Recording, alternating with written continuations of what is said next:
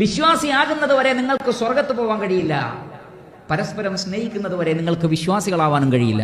എന്ന് പറഞ്ഞാൽ സ്വർഗത്തിൽ പോകണമെങ്കിൽ നിങ്ങൾ പരസ്പരം സ്നേഹിക്കുന്നവരാകണം.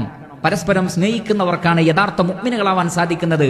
യഥാർത്ഥ മുഅ്മിനുകൾക്ക് സ്വർഗത്ത് പോകാൻ കഴിയുള്ളൂ. ഈ മഹബ്ബത്തിനെ, ഈ സ്നേഹത്തെ ഇല്ലാതെയാക്കുന്നതാണ് പരദൂഷണം പറയുക എന്നുള്ളത്.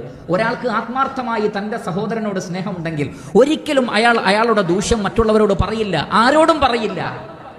അതുകൊണ്ട് തന്നെ ആ ഒരു സ്നേഹത്തെ ഇല്ലാതെയാക്കുന്ന കാര്യമാണ് പരദൂഷണം എന്ന് നമ്മൾ മനസ്സിലാക്കുക. അതേപോലെ തന്നെ മുസ്ലിം ഉമ്മത്തിന്റെ ഇത്തിഹാദിനെ, അവരുടെ കെട്ടുറപ്പിനെ, അവരുടെ ഐക്യത്തെ ബാധിക്കുന്നതാണ് പരദൂഷണം പറയുക എന്നുള്ളത്. നബി സല്ലല്ലാഹു അലൈഹി വസല്ലം പറഞ്ഞത് അൽ മുഅ്മിനു ലിൽ മുഅ്മിനി കൽ ബുനിയാൻ യശുദ്ദു ബഅ്ദുഹു ബഅ്ദാ. ഒരു മുഅ്മിൻ മറ്റൊരു മുഅ്മിനിന് ഒരു കെട്ടിടം പോലെയാണ്, ഒന്ന് മറ്റൊന്നിനെ താങ്ങി നിർത്തുന്നതാണ്. പരദൂഷണം അത് തകർത്ത് കളയുന്നതാണ്. നിങ്ങൾ ഒരാളുടെ ദൂഷ്യം പറയുമ്പോൾ ആ ബന്ധത്തിലാണ് വിള്ളൽ ഉണ്ടാവുന്നത്. അങ്ങനെ നിങ്ങൾക്കിടയിലുള്ള ഐക്യത്തെ അത് ഇല്ലാതെയാക്കുന്നു. പരസ്പരം പോരടിക്കുന്നവരായി, ശത്രുക്കളായി നിങ്ങൾ മാറുന്നു. ഗീബത്ത് ആ നിലക്ക് മനുഷ്യനെ, അതല്ലെങ്കിൽ മുസ്ലിം ഉമ്മത്തിന്റെ സാഹോദര്യത്തെ, ഐക്യത്തെ എല്ലാം തകർത്ത് കളയുന്നതാണ് എന്ന് നമ്മൾ മനസ്സിലാക്കണം. അതേപോലെ തന്നെ ഏറ്റവും പവിത്രമായ ഒരു വ്യക്തി ഏറ്റവും മഹനീയമായി കരുതുന്ന തന്റെ അഭിമാനത്തെ പിച്ചി ചീന്തുക, അതിലേക്ക് കടന്നു കയറുക എന്ന വമ്പിച്ച കുറ്റകൃത്യവും അതിലുണ്ട്.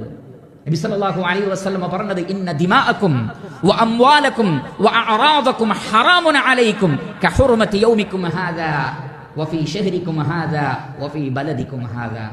നബി സല്ലല്ലാഹു അലൈഹി വസല്ലം പറയുകയാണ്, നിങ്ങളുടെ രക്തം, നിങ്ങളുടെ സമ്പത്ത്, നിങ്ങളുടെ അഭിമാനം അത് ദുൽഹജ്ജ് മാസത്തെക്കാളും യൗമു അറഫയേക്കാളും ദുൽഹജ്ജിന്റെ യൗമുൻ നഹറിനേക്കാളും മസ്ജിദുൽ ഹറമിനേക്കാളും പവിത്രമാണ്. മസ്ജിദുൽ ഹറമിന് നമ്മുടെ മനസ്സിൽ എന്തൊരു പവിത്രതയുണ്ട്! ഹജ്ജ് മാസത്തിന് എന്തുമാത്രം പവിത്രതയുണ്ട്!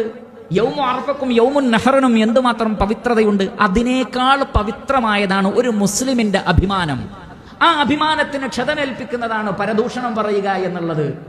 ആ നിലക്ക് മുസ്ലിം ഉമ്മത്തിന്റെ അഭിമാനത്തെ പിച്ചി ചീന്തുന്ന ആ പ്രവർത്തനം നമ്മിൽ നിന്ന് ഉണ്ടാവാൻ പാടില്ല. അങ്ങനെ നോക്കുമ്പോൾ വ്യത്യസ്തങ്ങളായ കോണുകളിലൂടെ നോക്കിയാൽ മുസ്ലിം ഉമ്മത്തിനെ എല്ലാ നിലക്കും ബാധിക്കുന്ന കുടുംബപരവും വ്യക്തിപരവും സാമൂഹികവുമായ വലിയൊരു വിപത്താണ് നാവ് കൊണ്ട് നടത്തുന്ന ഗീബത്ത്, പരദൂഷണം എന്ന തിന്മ എന്ന് നമ്മൾ മനസ്സിലാക്കുകയും അത്തരം തിന്മകളിൽ നിന്ന് നാവിനെ അടക്കി പിടിച്ചുകൊണ്ട് നാം അള്ളാഹുവിന് ശരിയായ നിലയ്ക്ക് ഇബാദത്ത് ചെയ്യുകയും ചെയ്യുക.